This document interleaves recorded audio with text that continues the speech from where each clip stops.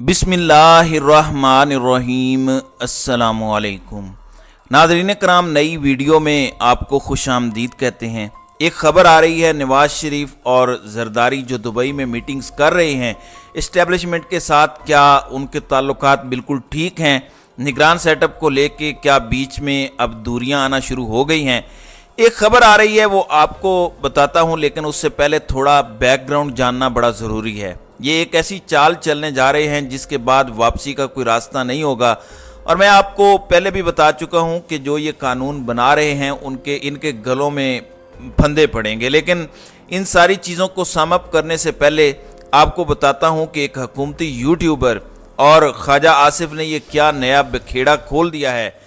Plan 1 के बारे में तो मैं आपको शुरू से बता रहा हूं। मैंने आपको शुरू में बता दिया था कि इनकी डील हो गई है शरीफों की, और इमरान खान को निकालने का फैसला हो गया था। उसके बाद अगर कोरोना ना आता तो ये सारा काम हो चुका था। आपको पता है कि 2019 के दिसंबर में डॉक्टर शाहिद मसूद का भी एक क्लिप बड़ा मशहूर हुआ था कि फजलुर रहमान का धरना इस शर्त पर ख़त्म हुआ है कि जनवरी नहीं बल्कि दिसंबर 2019 में इमरान खान की हुकूमत ख़त्म कर दी जाएगी, यानी -1 हो जाएगा।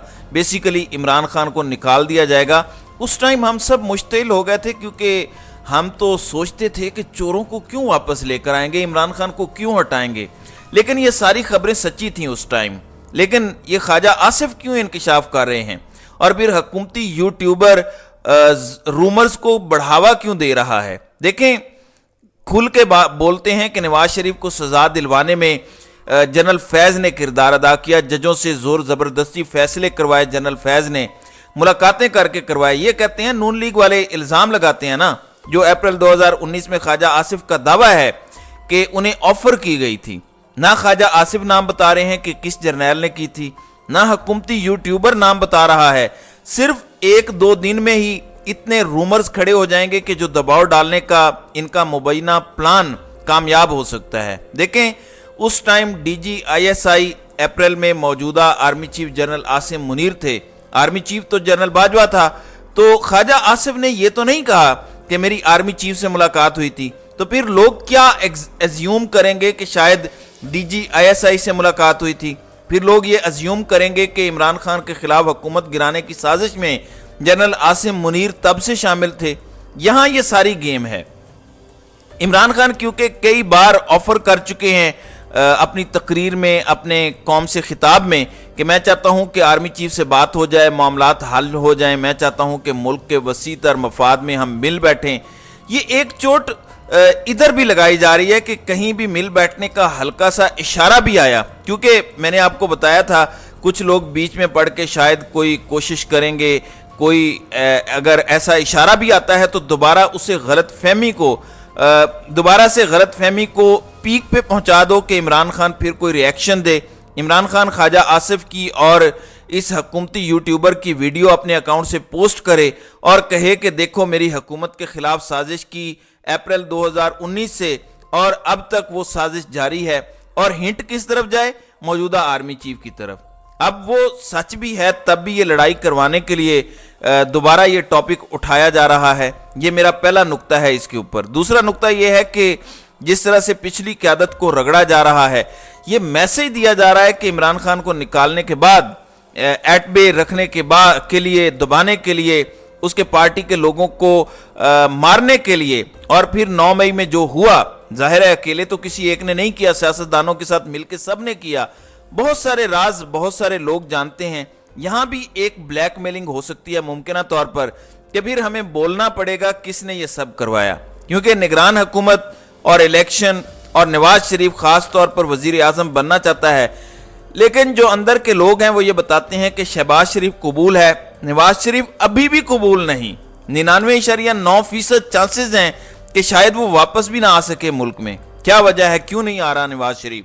जब तक बड़े घर से अप्रूवल नहीं आता नवाज शरीफ के आने का, नवाज शरीफ नहीं आ सकता। असल ये कहानी है, और उसकी वजह से बिटरनेस आ रही है दोबारा। मरियम नवाज भी आपने देखा होगा कि कुछ खामोश हैं, वरना तो जब कोई अपोनेंट गिरा हो तो ये लोग ऊपर चढ़ जाते हैं। लेकिन मरियम नवाज भी खामोश हैं, कोई जलसे नहीं हो रहे, کوئی میڈیا پر انٹرویوز نہیں ہو رہے. اپنے فرینڈلی صحافیوں کو انٹرویوز تو دیے جا سکتے ہیں, حکومتی یوٹیوبر کو دیے جا سکتے ہیں, سرکاری حاجن کو انٹرویو دیا جا سکتا ہے, میک اپ زدہ کو انٹرویو دیا جا سکتا ہے, اور بہت سارے ایسے لوگ ہیں جن کو انٹرویو دیا جا سکتا ہے, نہیں دیا جا رہا. تو کہیں نہ کہیں بٹرنس موجود ہے. اب اس میں ایک تجویز نواز شریف کی طرف سے مبینہ طور پر آئی ہے. مبہم سے ذرائع ہیں جو یہ بتاتے ہیں کہ ایک تجویز یہ آئی ہے کہ پیپلز پارٹی کو آخری 4 دن جب رہتے ہوں مدت ختم ہونے میں, ہو سکتا ہے ہفتہ پہلے کر دیں, پیپلز پارٹی جا کے اپوزیشن بینچوں پہ بیٹھ جائے, اپوزیشن لیڈر پیپلز پارٹی کا آ جائے, اور اس کے بعد اگر کوئی عدم اعتماد بھی پیش کرتا ہے یا کچھ تو تبدیلی نہیں کی جا سکے گی, کیونکہ آخری ہفتہ رہ گیا ہوگا حکومت کا, پھر تو کوئی چیز میٹر ہی نہیں کرتی, اپوزیشن لیڈر تبدیل کر دیا جائے. اور کیونکہ آئین میں لکھا ہوا ہے کہ لیڈر آف دا ہاؤس اور اپوزیشن لیڈر ہی نگران سیٹ اپ طے کریں گے, تو پھر یہ فیصلے ان کے ہاتھ میں آ جائیں گے, ورنہ راجہ ریاض اور سکندر سلطان راجہ ہی فائنل فیصلہ کریں گے. اور یہ دونوں کس کے فرنٹ مین ہیں یہ آپ بھی اچھی طرح سے جانتے ہیں, میں بھی جانتا ہوں. تو یہاں پہ تھوڑی گڑبڑ ضرور ہے. نون لیگ ایک حد سے زیادہ آگے اس لیے نہیں بڑھ سکتی اور جا سکتی کہ اس کے بغیر انہی کی مدد کے, جن کے ساتھ نگران کے حوالے سے تھوڑی بہت کھینچا تانی چل رہی ہے, اور فرینڈلی میچ ہے, یہ کوئی اتنا خطرناک نہیں ہے جن کے ساتھ کھینچا تانی ہو گئی ہے نگران سیٹ اپ کو لے کے. نون لیگ ایک حد سے آگے اس لیے نہیں جا سکتی کہ ان کو پتہ ہے, اور میں آپ کو یہ مسلسل کہتا آ رہا ہوں کہ اپنے وقار کو بحال کرنے کے لیے بڑے گھر والے ان کو بھی رگڑیں گے نگران سیٹ اپ آنے کے بعد, اور بتائیں گے کہ ہم نے اکراس دا بورڈ سیاستدانوں کو رگڑ دیا ہے, یہ سارے اس ملک کے لیے خطرناک ہیں. پھر اس کے بعد آپ کو عرب ممالک سے انویسٹمنٹ بھی آتی نظر آئے گی, چین سے بھی کچھ معاملات ہوں گے, اور لگے گا کہ ٹیکنوکریٹک سیٹ اپ پاکستان کے لیے ٹھیک ہے. یہ سیاستدان محض لڑائی جھگڑائی کرتے ہیں, پورے سال جو فاشزم 15-16 مہینے کا یہ پی ڈی ایم پر ڈال دیا جائے گا, مجھے ایسا لگتا ہے.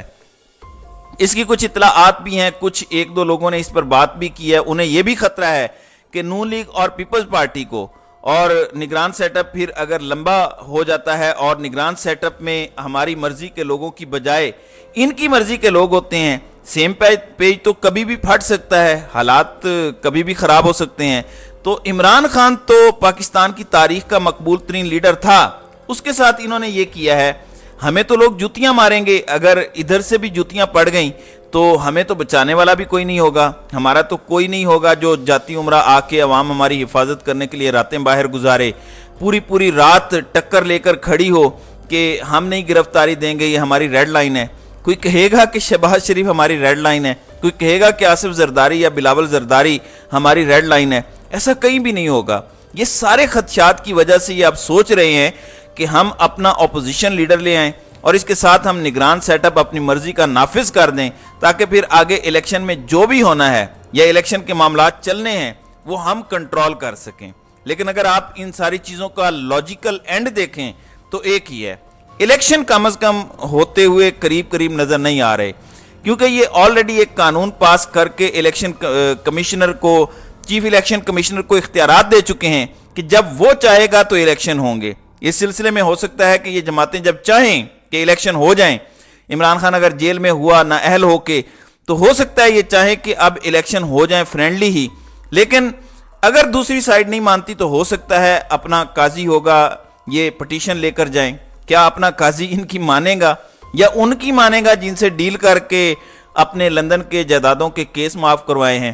یہ بھی ایک بڑا سوال ہے. تو ان کے ہاتھ سے ریت کی طرح اقتدار نکلتا جا رہا ہے. ایسے نہیں کہتے کہ چراغ سبھی کے بجھیں گے ہوا کسی کی نہیں. تو ان لوگوں نے جو گڑھا عمران خان کے لیے کھودا تھا یہ اس میں گرنے جا رہے ہیں خود بھی, اور ان کی اب کانپیں ٹانگ رہی ہیں.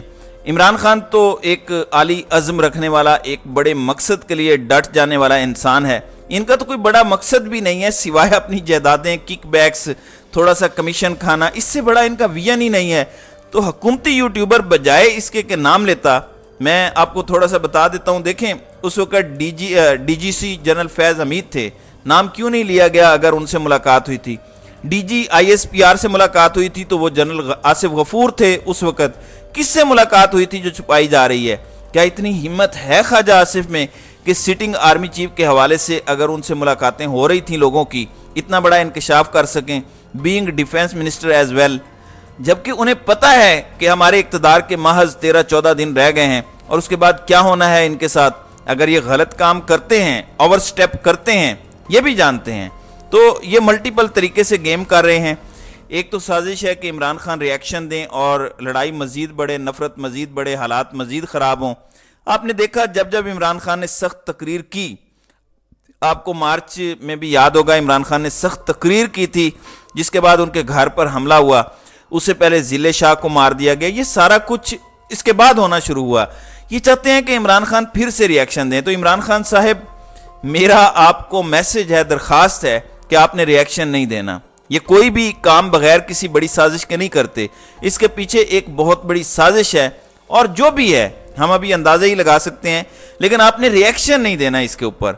इनको करने दें जो भी ये करते हैं, पॉपकॉर्न लें, खाएं और ये फिल्म देखें, रिएक्शन का अभी वक्त नहीं है। तो नाज़रीन इकराम, आपकी इस वीडियो के हवाले से क्या राय है? अब अपनी राय का इजहार कमेंट सेक्शन में ज़रूर कीजिएगा।